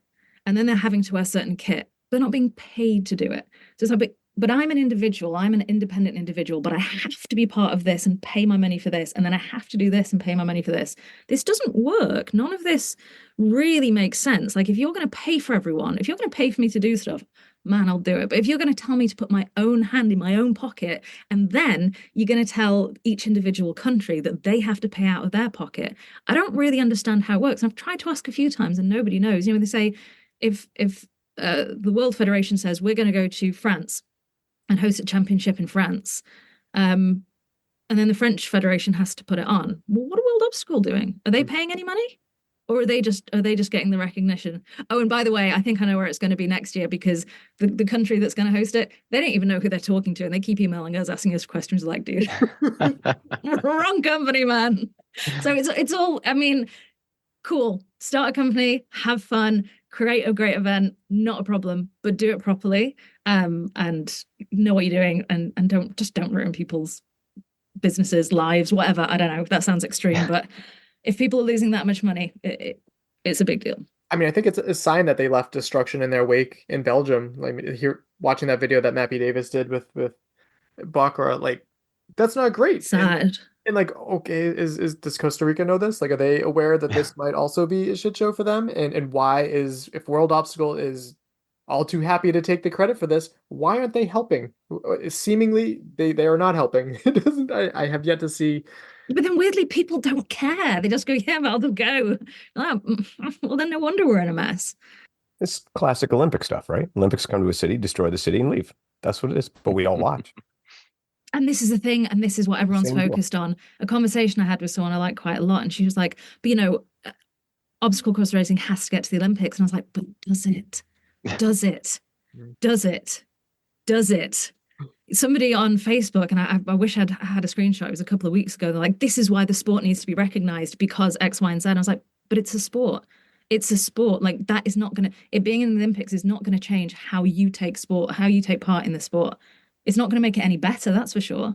I will say, countries getting funded by the country, there is that aspect of it. And I will agree with that. And Giles from Tough Mudder explained that to me. And, for example, in the UK, then it would be recognised by Athletics England, and it would get funding and there would be money. But the way it's going now, is it going to be recognised? Because the sport that's going to be in the Olympics is not Spartan Beast that's going to get the marshals paid for. No. Right now, what they have going to the Olympics now is that's a completely different thing. I want to go back to the rule book thing quick. Yeah. Please do. And I think Jason will back me up on this. If you want a really clear, simplistic, concise rule book, it first starts with your obstacle design. And if you don't design the obstacles properly, that's when it becomes convoluted. If you make an obstacle which is hard, but that's where it happens. You have to make the obstacles done so that it is simplistic to understand and going on it. If you don't want somebody jumping out to like the fifth thing, well, you got to put a barrier in the way so they can't do it. Mm-hmm. You need to make it so that it's simple. And that's how you make your rule book done. The translation thing, that's going to be a nightmare. There's nothing you can do about that. That is what it is. But yeah, that's how you fix the rule book. And then you try to circumvent your rule book. You try to do it wrong. You approach it from a standard of, I'm going to try to get around this. And then you make it clear. And so not only do you make your rule book clear, but you make your course clear. And so that there's no way to scoot it. An athlete shouldn't have to be thinking when they're out on a course. No. They should be thinking about what it is that they're doing. And if the thing that they do is javelin, then that person is thinking only about how to throw that javelin. Mm-hmm. And they've trained and trained and trained until it is almost a routine of how they do it. But there shouldn't be then something put in the way that goes, oh, but you got to step around this. An athlete shouldn't have to think. They should perform. Yeah. And simple obstacle design is really difficult. It is. Yeah. we made this compilation way back with Micturello and Red Deer. If you want the guys to stay between the lines on a tape and go in the puddle, put the tape line so that you go in the puddle. There's no thinking, there's no skirting. There it is. That's your course. You go through there. So it comes down to design like that, and that'll clean up the rule book. Yeah, I do agree there. I also want to say that the federations and stuff, people, it's understandable that people appoint themselves at first to get things started. Because, I mean, why do we all lead podcasts? Because we all said that we are going to lead a podcast. But eventually, as it grows, being a federation, it does, it makes sense for people to get voted in. Thankfully, in the U.S., we do have Ian Hosick and some others that we feel like we can trust, and they have the right motives to be part of a federation. And even when Adrian tried to do something like that and was taking memberships, like it's Adrian. I'll give my money to that. Yeah, absolutely. Even though it didn't go anywhere, I still trusted him with it. Yeah, he tried years ago. What was it? OCR United. He tried years ago, and the idea was for all brands to work together in a kind of a series. I'm paraphrasing. I don't remember entirely. I've kind of heard it on hearsay. No, it was actually like a US OCR. Oh, okay. I'm talking about something else. So he was he had been speaking about something that was getting the brands to work together, kind of as and to market each other, and that was always his vision, right? Like that's how OCRWC started, was bring all the brands together. But I think I remember what Jason was talking about when they tried to started up before. And he always viewed himself as like the temporary caretaker too, and I think that kind of exemplifies the kind of handover to Spartan in the way that it went there. But he technically appointed himself not as president, but like he was like the founder. And I don't know, I would have voted to keep him in. Same. Yeah. The biggest problem I think federations have, no, I shouldn't say the biggest because there's tons of corruption and all sorts of. One of the problems I think the federations have is they need to realize and start to understand they are not race companies. Stop trying to put on a race. Find existing races. Say, we recognize this as the Canadian Championship. We recognize this race as the US Championship. Stop trying to build something that's already there. Like what they should have done in the beginning was went to Ray Adrian and went, you know what? We recognize your race as the World Championship. Done. Which cool, great. They're allowed to do that. Like if I say it from our point of view, cool, okay, good for you. Exactly. But that doesn't give you any access to having any say over anything. And it shouldn't. But it would. And that's with the current setup, what they would then do is try and have. The only thing I would like to see the federations have some say over is judging and safety. Yeah. Everything else, screw off. And I think that's what Ian Hosick and that team is going for. Yep. And they're not worried about putting races on. And standardization, making sure the sandbags don't fucking rip in the middle of a race and everything there too. Yeah. Was it this year or last year where World Obstacles like, oh, World's Toughest Mudder is like our big... It may have been this year as well. Until just now, I had completely... Nobody spoke about it. Nobody spoke about it. Yeah, it was their like Grand Slam trifecta or whatever the crap they were calling it. That was another thing. Was it the Triple Crown, the one that nobody won because nobody did all of them? Nobody did it. And nobody won. Nobody even cared. Nobody cared. When they did, I remember talking about that last year, and they were like, "Yep, oh, it's a Triple Crown." Yeah, we don't care. No, if somebody won, they sure didn't announce it. Well, who's gonna? No one was there. No one went to all three events. No, what athlete is gonna win the 100-meter, the 3K, and World's Toughest Mudder? Nobody went to all three. Nobody went to all three. Nobody, because it was a 100-meter in Belgium. Yep. Oh, okay. Yeah. So I think it was World's Toughest, the 100-meter, and the 3K in Abu Dhabi. Yeah, Kevin Thompson went to the first two, but didn't go to Abu Dhabi. So he was the closest to winning that prize. And no one, I'm sure he probably didn't even know about it because I remember talking about it as a news story that week, and then I promptly forgot about it because I thought it was a terrible idea at the time too. Fun stuff. Yeah. So we have some hybrid media in the house, Dave. So this question's more for you, but I want to know what everyone else's feelings of this too. How to fix the DECA culture, because I think that's where the problem is. Everyone's afraid to no rep people, but I think that's what it's going to take to make it a more legit competition. From what limited exposure I've had to the sport this year, I think that seems to be one of the biggest problems with hybrid racing, more exclusively with DECA. Just go listen to the OFX episodes post DECA World Championships. Yeah, they laid it all out. Did we? That doesn't sound like us. Yeah. So, yeah. You need to be hard ass. You need to be harder about it, and the judges need to be properly prepped. And you can say what you want. They used elite athlete judges at World Championship because they know the rules. Athletes don't read the rule books, but anyway, and they're the ones skirting the rules, so they're going to just allow what they allow. But regardless, I'll say right off the hop, reverse lunges were a terrible choice in the beginning in the design of the product. Just like building a bad obstacle that needs a lot of detailed rule book, it was not the great choice. That said, that ship sailed, so you got to deal with it. So you have two options now. One, for the lunges, which are specifically the biggest problem, you either get really, really strict ass judging, which is very difficult to make consistent, or you just open the barn door and let them go. And you just say, fine, do the jumping lunges. Because quite frankly, jumping lunges are fatiguing as hell. So even if you do the jumping lunges, you're going to burn out. So you really have those two choices. And quite frankly, I think they're going to open the barn door and let them go. As far as the ram burpees go, I think that can be cleaned up pretty easily. That's not too bad. You just got to make sure you just need a little more consistency on that. A couple of no reps at the end of that will tidy that up. And this is, like you said, this is not just a DECA problem. High Rock still suffers big time with the wall balls. And to a lesser extent, the burpees have gotten better and they made huge efforts to make it so. So they've gotten better with that. But it still needs cleaning up and it's tough to judge, especially in the mass partitions. Like when you're doing, speaking of High Rocks in particular, they're not going to have an individual judge for every person going through those burpees, right? There might be 2-3 people judging. So it's very hard to do. The wall balls should be a little easier because of one judge per person. But yeah, they gotta clean up. It comes down to hopefully win more money, some paid officials and some trained officials. And that's about the only way. But yeah, with the lunges, I think you're going to see open the barn door, do your jumping lunges if you want. As long as your knee hits the ground, you're going to be fine because that's probably the easiest way to fix it. How does CrossFit handle at the CrossFit Games? How do they handle their judges? Are they volunteers or are they getting paid? They are volunteers, but they get a hell of a lot of swag. Right. So they get a hell of a lot of swag and they are well trained because most of them, I believe they have to have like their level 1 coaching as well.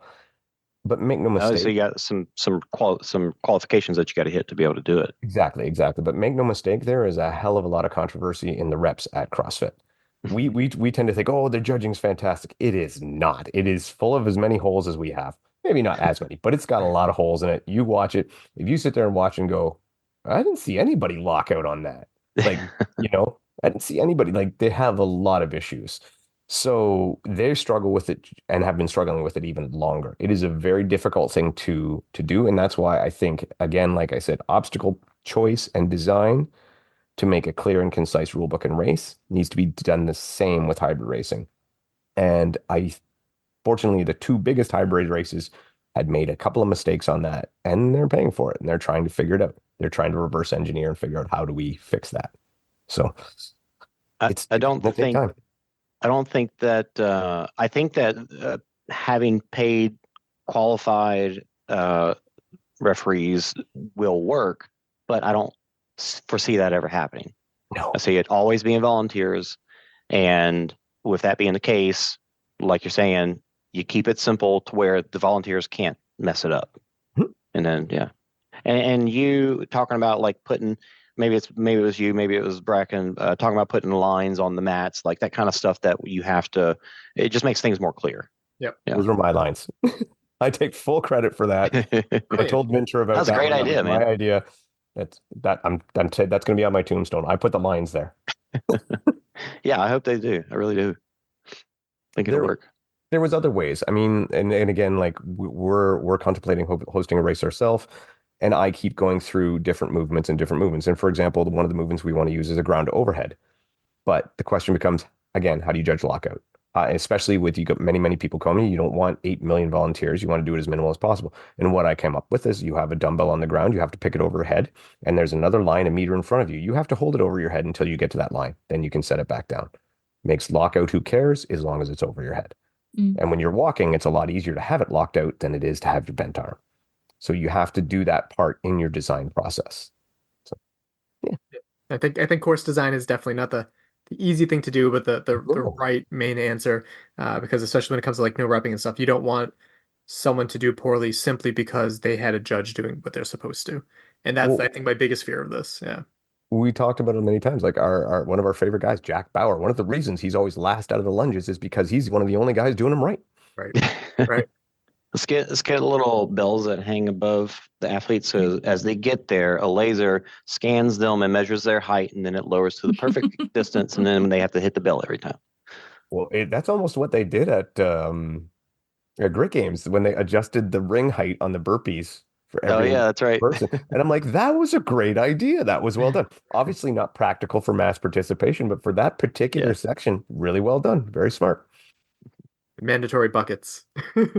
Dude, I'm down with that. I know, yeah. Tara and I have been waving that flag for a while. I remember that, yeah. Moving on from hybrid, Fran, you mentioned you want to do some highlights of the year, and that's not something we've done before, but that's definitely something that we should be doing moving forward. So what do we all have for our favorite? Were you thinking more of the aspect of like the favorite experience that you've had over the course of the year, or like watching the sport? What were you thinking? Yeah, I suppose it could be either. What's the first thing that comes to mind is often the way I ask a kind of question. What's the first thing that comes to mind if I say highlight of the year? Like what is your best moment of the year? What stood out to you? What do you remember? Okay. Well, you go first, Fran. I mean, there's a couple. The one that will come top probably won't be the most obvious. I'd say in third place would be Michael Schutt at World's Toughest Mudder, taking a nap of 3 hours and 16 minutes and then coming in second. That was amazing.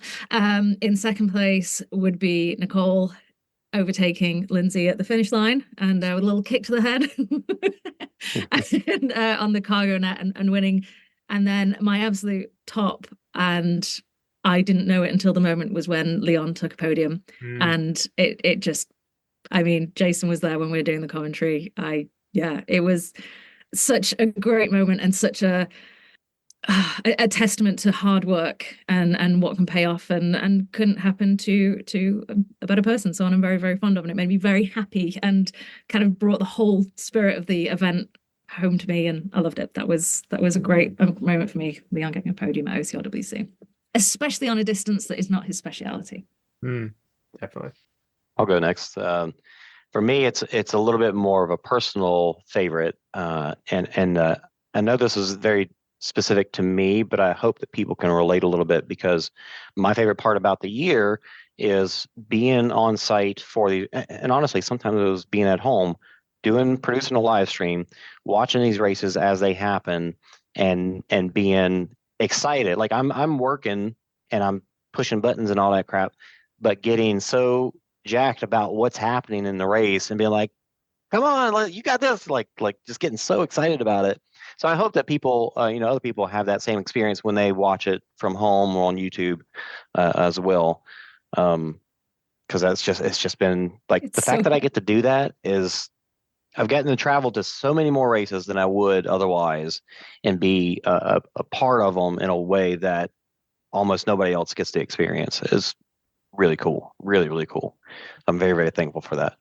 I'll give a second place thing too, in just saying, in a similar way, the fact that I got to rabbit all 24 hours of World's Toughest Mudder, all 25 plus hours of World's Toughest Mudder is definitely a number 2 spot, because that was like not having to work and just sit behind the computer the entire time, and getting to run around and be out there with the athletes was fantastic. Dave. So first off, I do want to say one thing, specifically Jason. So you should be happy about that stuff. You should be proud of that stuff, because you were the only one right now who can and who is doing it. The only one putting in the work, and the only one. And when you say that you think of those moments when you're at your chair at home, living through that, there are literally thousands of us watching that would not have the chance to share that experience if you weren't doing what you're doing. All right. So a little bit of ass kissing that hats off to you. That said, on the line of Fran, I'm gonna throw a 3, and although I totally am on side with the Lindsay and Nicole thing, that was awesome. And the kick to head was the incidental. That was fine. It was totally clean. Oh no, I wasn't. That wasn't me saying. Oh no, I know. But other people were like, "Oh, she kicked her in the head." It was funny. Like, no one was hurt. Nicole didn't do anything bad. It was a race. It was just, I did a funny TikTok about it, and that's why I'm not suggesting anything with dodgy. No. That was great. That was one of the best ones. For one of, and I'll pick 3 too. So for one, I'm gonna go with Ryan Atkins flipping off the spear throw in Abu Dhabi. Thought that was great. That was, it was exciting. It just showed how much it means to him to win that race and how much of a problem that obstacle has caused him in the past and how many times it's cost him. So that was great. And then I'm going to get a little personal on this one. Heather White and Bethany McChesney winning the women's DECA relay and setting a world championship. That's a big one for me, obviously, with a personal involvement there. And then my number one moment is Kevin Gregory winning the DECA Strong. And I know you guys weren't there, but Jason can attest that place went. It was one of the coolest moments I've ever. And like I've said, I was glad to be a part of it. Thank you for letting me be a part of it. And it was just unbelievable, the electricity when he came off that bike. And it didn't stop until he crossed the line. Mm-hmm. And it was just, and then it went off again. And it was unbelievable. That far and away, I don't even have to think about it. That was my moment of the year and highlight of the year. Real quick, Dave, I actually sent him that clip of your show right after I listened to it and said it made his day. He got a little emotional. So. Oh, yeah. Well, and I said the way he reacted to the moment, too. I mean, it goes back when Atkins won his world championship in Abu Dhabi, too. The way they react to the moment, and it shows how important it is. And that's what builds it. That's what shows to everybody else, like, this just isn't another race. This meant everything. And that guy dumped his whole year single-minded, focused into that thing. And it just shows when it was fantastic to see. So, yeah. Yeah, saying that makes me think the Michael Jordan hugging that image of him hugging the trophy. It was real, and Kevin's wife coming over and jumping on him, like it was just real. Yeah, and that's why we watch sports. That's why we tune in.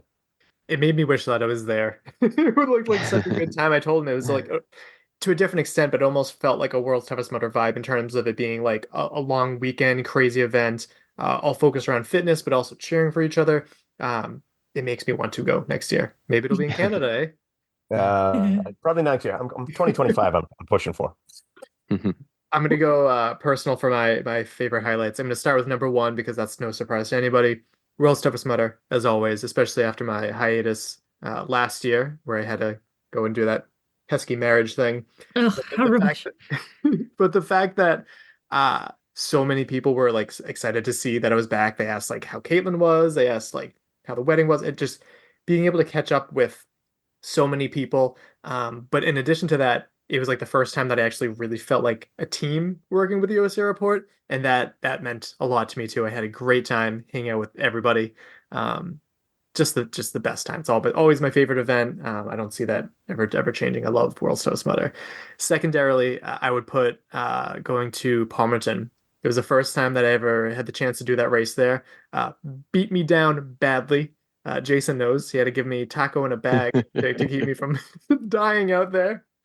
And but I just, it was my one time I got to see the 3K event play out, and I was very fortunate to finally meet Thomas Van Tonder the first time I met Manuel Defoe, all these great athletes, and I lucked out in the fact that seemed to be one of the more robust fields. And so that was great. And then just being able to hang out with Jason in Spartan after that, it was just pretty much a perfect weekend, other than the amount of suffering I did out there, which was deserved. But that was a good weekend. My highlights of the year. Let me piggyback off of what you were saying about the World's Toughest and it being so great and everything.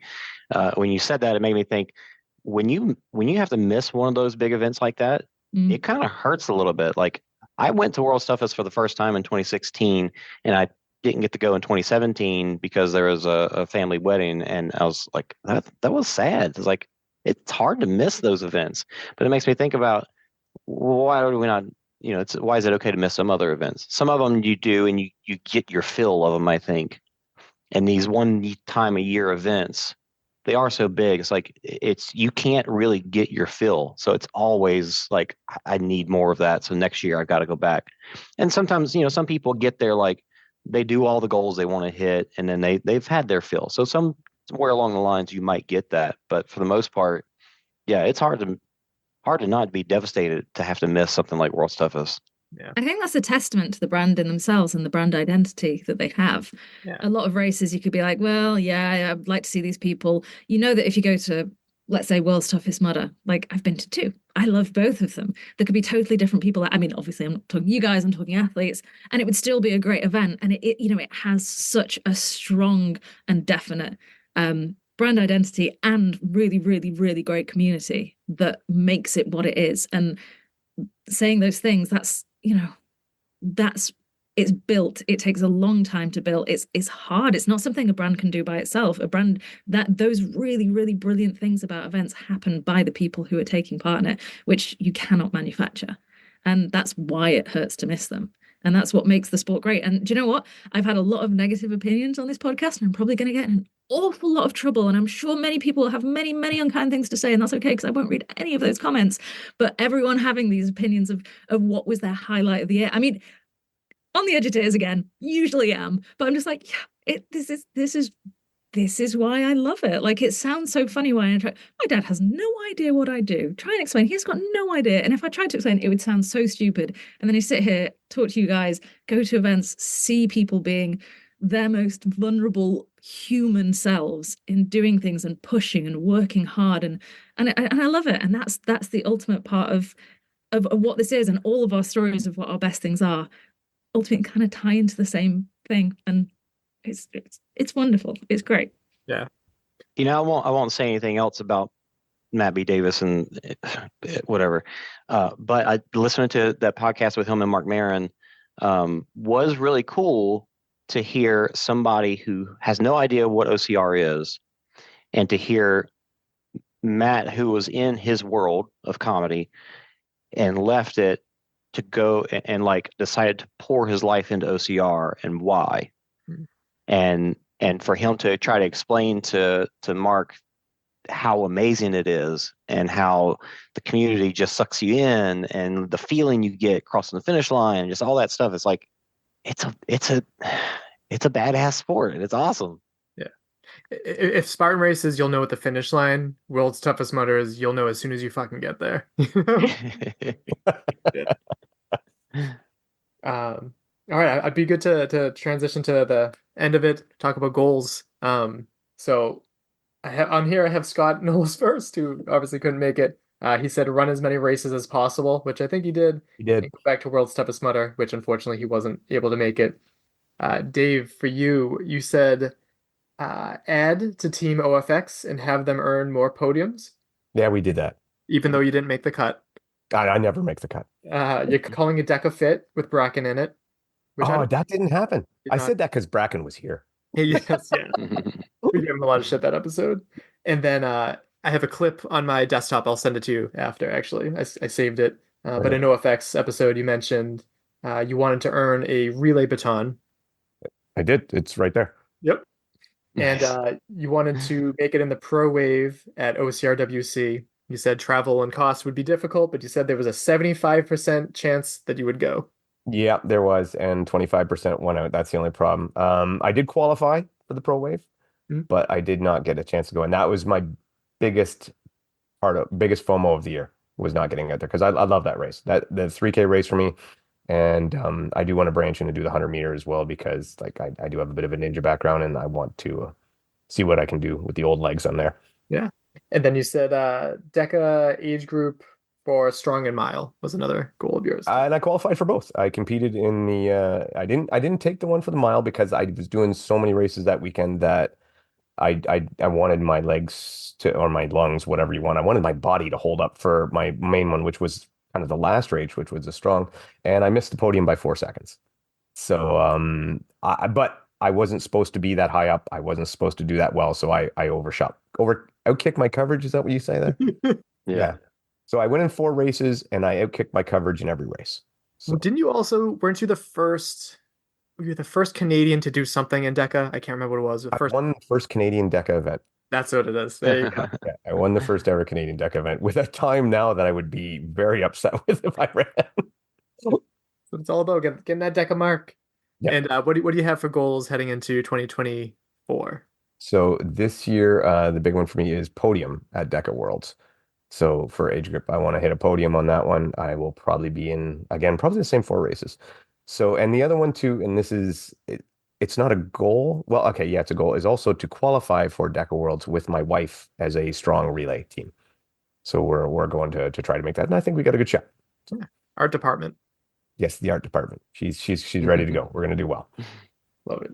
I forgot to make a goal in last episode, but I usually go for the consecutive running day award, which I did. You go for like at least 90 days. But then I did not do the Iron Runner, which is like 250 race miles, the Trailblazer, which is 150 trail race miles, and New England Award. I didn't get any of those. I had to stop running back in like June because I tweaked my knee. So let's see. I'm very proud that I was able to get translators. I think that's going to be my goal for next year is have more translated episodes. Those are good. Thank you. It's not easy to do. It's tough to try to find a middle ground. Luckily, significant others and friends have been translators, so I think that's my goal for next year. I also wanted more balance next year. That was my big term. I wanted balance, and I wish I had more races. I kind of leaned too much into the personal side, which is a good thing too. But I want this year's word to be fitness. I got some weight to lose. I got some cholesterol issues to fix. I gotta do better for this year. Bracken had some things that we couldn't mention on the show. He wouldn't say while we were recording, but he said that he wanted to lean more into a business, grow the number of people who can hear the message, embrace TikTok and Instagram, but no cringy dancing. And then one of those two things. Yeah. He grew the business. He grew the brand. He did. Athletic goals, he said off mic, but he did say, do not go gentle into the night. As a aging athlete, show up to start lines and go the best you can. Step one. Okay, and other things I can't say. he did, and he did win a Michigan Spartan this year. He did, and he went out and he put his he shot his shot at the 3K, so he did good. So he did a lot of those things. Yeah. I did want to say one thing about your goals, Mike, and you got to put on this. I want to see you do a hybrid race, and Yes, I would we do. love to see you either go head to head or run a team with Matt B. Davis. That would be interesting because I'm not. Fran's thinking that's a good idea. That'd be fun. I promised Kevin that I would do my first Deca Strong or Deca Mile, whichever he does first, at his gym in Connecticut. But yeah, I absolutely want to do that. I need a different change. I need something to excite me, and I think Deca would be interesting. High Rock seems unachievable. So no, dude, don't. The wall balls. My God, the wall balls. Pick them off 5 at a time. 5 at a time. Pick them off. I got a lot of work to do. Fran, as a newcomer to the annual roundtable, did you have any goals going into this year that you remembered, or last year? For 2023? Yeah. I mean, I've mentioned it a million times. I was doing my first road marathon.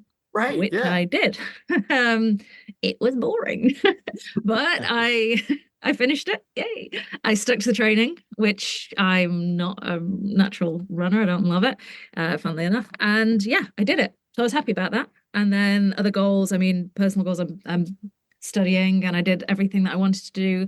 Actually, I did a LinkedIn post at the end of last year, which I then reposted this year because and I'm going to quote it because I think I did do it really. I think I stuck to my commitments to myself, I called it. And they were, I will take risks. I will ask for what I want. I will be relentless in my pursuit of happiness. I will commit to my goals. I will support those who need it. I demand honesty. I demand to be heard. I am grateful and I am valuable. And I think I did a pretty good job last year. I sporting wise, I achieved my goals. In my personal life, I took some pretty huge risks. And they're going well. And then work-wise, again, kind of risks moving into working with new people and all of that it takes. And yeah, I think I was good with last year. It was one of the first good years I've had in quite a while, actually. So it was a good one. Love it. Any potential goals for this year now? Yeah, so I've signed up for Tough Mudder Infinity in Scotland. I'm doing that. Giles convinced me to do it at World's Toughest Mudder. And I was like, yeah, I've never run a Tough Mudder, so that would be a good idea if I'm talking about it for 25 hours, wouldn't it? So I'm doing that in June. I've got a half marathon coming up because I can handle a half. That's fun. And yeah, I have to pretty much ramp up the running training as of tomorrow. And then other goals, I want to be doing more commentary. I love working with you guys, working with Jason, what I've done there. There's races in Europe that I really, really, really want to work on. I absolutely love doing commentary. So I have no control over it, but it's a goal to do more. Yeah, love it. No, I've said it before. Your best voice in OCR. Oh, cute. Yep. Oh. Being nice to everybody. Jason, did you have any goals going into 2023? My goals this past year was to really switch focus from trying to compete at all to doing live streaming. And I did that and had some really good success with it, but also saw lots of glaring issues and ways to get better. So that goes into goals for next year to continue to improve the live streams, make them better. Already got plenty of ideas of how to do that, and different ways that we're trying to bring more money into it to help improve that as well. Probably do more shows this year, live stream wise. I mean, it's getting to the point to where it's like, can I do this one because we've already got these other 2 races that might happen that week? Like so getting that schedule down and trying to get it to where we can just cover as much as possible is tough. Now I didn't really have any racing goals other than running rabbiting all 25 plus hours of World's Toughest, which I did, which was awesome. And but I did at the very beginning of the year, I had a race that I DNF'd, and because of the same reason I had DNF'd other races for the past like 5+ years, which was I always thought it was just dehydration, but I didn't know why. But I found out finally after that race that it was hyponatremia, so not enough sodium. And I've tested that throughout this year, and it works. I just have to take a crap load of it, and it works. It's awesome. So now I can race and run and not get hyponatremia. So that's really cool. So my biggest racing goal for next year is to redo that race that I DNF'd and just crush it, which I think I'll be able to. It's a 50K, but I don't see any issues with making that happen. Now, also running wise, this past year, kind of on the spur of the moment, it was like a week into December, and I was like, how many miles am I from 1,000 this year? And I was like 200 plus, so like 204 away, and I was like, is it possible? There's a 100-miler on the very last day of the year. Is it possible that I could run 100 miles during the month and then do a 100-miler and hit 1,000 miles for the year? So I actually went after it, not knowing for sure if I'd be able to hit it, but I went after it. I did 104 or whatever it was miles that I needed before the 100-miler. So I did that, and then I did on the 100-miler. I did 50 miles. Because it's a race where, like Backyard Ultra, if you don't make it back in time for the lap, then you DNF. So I made it 12 hours into that on New Year's Eve. So I got 158 miles in December is how much I ran. So I didn't hit. So I was literally at 950 miles for the year. But I went after it, and that was fun. Probably bigger than my whole year. So really well done. So I don't necessarily have that as a goal again for next year, because I want my main focus to be on the live streaming. But I do have that one race that it's like, I'm going to do that. I'm going to kill that race. And I'm really, really still trying to see if I can figure out to make Infinity Scotland work. So I really want to go and do that. Infinity Scotland. So everyone come to Infinity. Yeah, Scotland's awesome. And yeah, Infinity's going to be fun. But we're not going to run together because I'm going to be slower than you, and I don't want to slow you down. I talking about the live streaming and you wanting to make it better. A shout out to Jason. He, again, to talk about people with no ego, is one of those. Absolutely. Sometimes you work with people and you have ideas, and I always have ideas. As everyone knows, I have opinions and everything, and a lot of people do not like that. And with Jason, I can kind of go, hey, Jason, have you thought X, Y, Z? And you might be like, yes, thought, tried, doesn't work, not going to work, or that could work, and we'll then just full gusto go into how can I make this work, and you can see his brain ticking over, and we'll just take everything on with just the idea of I want this to be good, not how how dare you suggest something to me? And I love it, and I it's such a fun way to work. Again, I just want things to be really good fun. It's great, and you will continue to improve and make things so much better because of that and because of your attitude towards it. So thank you. Yeah, absolutely. Selfless. Thank you. Selfless, given rid of your own pursuits, your own personal like race pursuits, and it's like utilitarian. It's like better for more people, and that's a big decision to make. Awesome. So if we want to go around and remind people where they can listen to your podcast and what your podcasts are, Fran. Yep. So I am from the OCRWC podcast. You can find all the episodes listed at ocrwc.com. You can also find us on Spotify, Google, and Apple. And I'm from the OFX podcast, the Obstacle Fitness FX podcast. So many letters. OFX podcast. Myself and my co-host Bethany McChesney. And we're on Spotify, we're on YouTube, and as well on Instagram. Yeah. Jason? With the OCR Talk podcast, and I actually wanted to add that to my goals too, because I started it back up.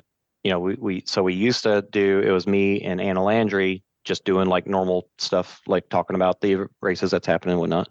So I started, but we stopped so that I could do live streaming, but I started it back up to focus on talking about live streaming, the races that I live stream at, more technical side of things on how they go. And so if you are interested in that sort of thing, then check those episodes out from this year, because I talk a lot of details, a lot of technical stuff, a lot of acronyms and stuff that you may not know, but you pick them up after a while. So I do want to do more of that this year. So look out for that. And no, that was it. I was gonna say OCR Talk stands for something with the TLK meaning something, but I messed it. And Michael Stefano from Obstacle Running Adventures with my wife Caitlin Ritter, and all the places. Fran, Dave, Jason, thank you guys so much for taking the time, and Happy New Year. Hope to see you guys in person next year. Welcome back. Thank you to Dave, Jason, and Fran for taking the time to come on for the chat. For related episodes, there's episode 105, which had Heather Bodie, Mappy Davis, and Josh Chase. I believe that was the end of 2018. Then 157 had Josh Chase, Scott Knowles, Jason Dupree, and Anna Landry, 2019. Then for 2020, we had Josh Chase, Scott Knowles, Jason Dupree, Anna Landry, and Kim DeVos. 261 was with Mappy Davis, Scott Knowles, Dave Claxton, and Rich Ryan. And then last year was 313 with Dave Claxton, Scott Knowles, and Bracken Crocker. Have I never been a part of these? You are, but like your name's not in there. Just as mine is. Yeah, I thought the same thing when I was writing those down. So links down below. Would you kindly check those out? Subscribe and follow wherever you get your podcasts. We are Obstacle Running Adventures, which is weird that I say that because if they're listening to this, they found us. True, but some people, like if you listen on the website and stuff like that, there's better ways to find it than just on the website. Like there's fast forward, there's 2x speed, there's to slow down if you need to. I very rarely ever slow down. I usually speed it up. Yeah. I don't listen to any podcasts on 1.0. You can also support us over on patreon.com. You can get lots of behind-the-scene perks, like access to our monthly videos. You get to see the video of the interview, or this time, Roundtable, as it goes up, and much, much more. Coming up next, I have 2 ideas. I don't know which one I'll be able to pursue, but I plan to reach out to both people shortly. So I better start planning that now, because January is kind of dry. Well, a lot of people do dry January, so it makes sense. Yeah. Caitlin, do you have a joke? Because I have a quote. I do. My joke is, what do you call 100 baby sheep rolling down the hill? What? A landslide. Oh, I like that. And my quote comes to us from none other than John Krasinski. He said, I love him. Yeah. He said, "This past year I turned 50 years old. It took me 48 years to find my dream job. What a wild and crazy ride it's been. Here are 5 lessons that I've learned. Don't ever let age hold you back. Success is never a linear path. Almost never a linear path. Never give up trying to live your dream life. Keep fighting no matter how dark things seem. And find your one person who sees your superpowers. I had 30 years of hating my career, but I finally figured it out. I'm proof to everyone to never give up." Huh. So he hated being Jim? I guess. I don't know. He didn't enjoy being Jim Halpert? He found something that he loved more. That's fair. But that just about wraps it up. Let us know, what do you think of this mic quality? We have a new mic, in case you haven't been able to figure it out. I have some editing to do. Gonna figure it out. Mike's gonna edit. I'm gonna go shovel snow because we don't have gender norms. Yeah, well, I'll help out if I have time after this. But that just about wraps it up. My name is Michael Stefano. And my name is Caitlin Ritter. Enjoy the outro, and we'll talk to you next week. Bye. Bye. Thank you for listening. If you enjoyed this episode, please be sure to subscribe to our show and write us a review on your favorite podcast app. You can also follow us on Instagram and Facebook and connect with us there. Most importantly, we would appreciate it if you shared an episode with a friend so we can reach more ears They continue to effectively shine a light on the people in our sport, as well as the events that we are so passionate about.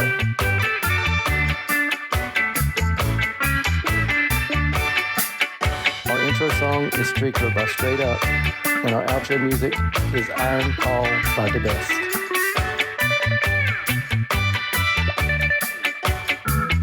I'm okay. The car's getting fixed up as we speak, and I have The car. The car, yeah. The car. The car's parked in a safe The place. car's parked in a garage. Yes. Every year I forget how to start this, but I hate starting podcasts. I'm like, sorry. I don't mind it one-on-one, but like with like a group of like people who also do this, it's like, oh, all right, how do I do this We're constantly judging. I know, Always. yeah, exactly. and no offense, but I do feel like the pressure's off with Bracken not here. When Bracken was here last year, I was like, all right, let's pretend I know So what I'm doing. what you're saying is you don't hold us in as high esteem as Bracken. That's one way to think of it. Also, I feel like I'm better friends with you guys, genuinely, compared to Bracken, where like... We could just keep going on being mean on this for ages. Yes. Let's just trash Bracken. Yes, yeah. All right, awesome. Well, thanks, Mike. I Well, really- you guys are cool. Yeah, thanks for having me. Yeah, keep in Thank touch, you. guys. It'll be a good year.